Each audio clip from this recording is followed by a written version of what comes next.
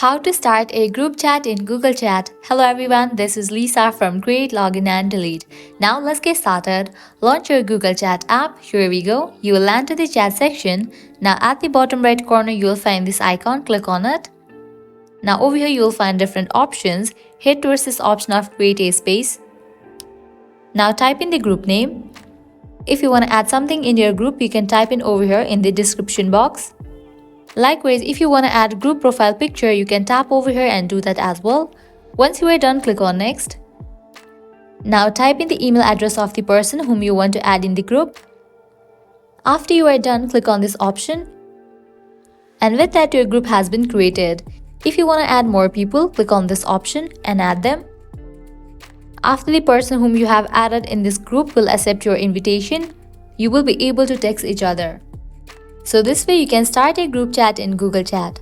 At the end, if you guys find this video helpful, don't forget to like, share and subscribe to our channel. Thank you.